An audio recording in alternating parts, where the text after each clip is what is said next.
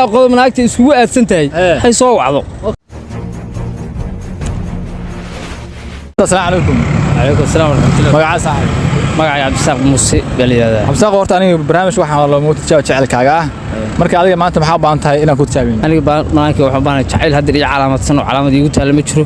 Laakiin gabadha anigu aan jeclaan lahaa sideed calaamadood bay leedahay. Waxaan doonayaa hadday daawato ama khadkayga aragto ama dabaqaaniga aragto ama meeliga aragto deena ila soo ira xiriiro. Gabadha sideed qodob baan ku tilmaamanayaa. Waa gartay. Waxay laba haw weynaato. Labana haw yar yaraato.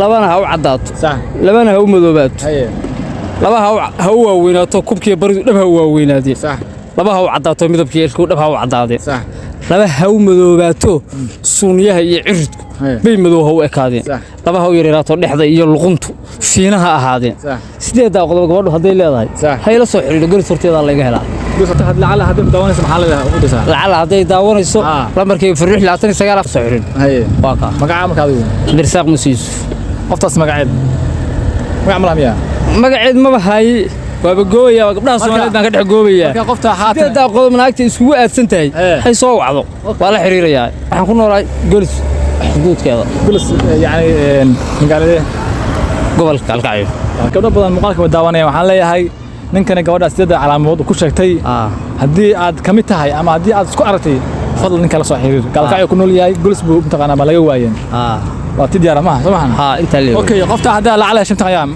ما ka bixin goras ma ka bixin leeyahay ودي aan qofka ishelo oo aan aragno dooqeyga jacaylkaygu dhab isku qanciyo tii waxa la waxay ku kifaaxiso baan diyaar u ah lacala meerkii waxa weeyaan $100 ma oran leeyahay ma sharciyada diinta islaamku meherka way xadadday sharci ku dhaqan baynu naha sharciyada diinta islaamku meherka way xadadday hadii aan doonayo anu gabadha sharciga inaan kula rafiiqa aan doonayo waa loo xadiday meerka 4 baa leeyahay haday bikra tahay hadaysan ahayn naasil 22 baa leeyahay wixii ka badan kuma jiraan kitaabka aayada quraanka wixii ka badan kuma jiro waas maqshad haduu sheey waas maqshad aayada quraanka wixii ka badan kuma jiraan inta islaamkana hadii aad ka baxdaan macaankan ku macaanaan miyo meherkiinu kitaabka lagu sheegay aayada quraan way 4 baa leeyahay gabadha bikrada gabadha aan bikra ahayn waa 22 انت ميركنا ku eegsan naag walba ninka aad heshid raga waa u fiican yahay gacantaada ku hayso mid kale waxa googooban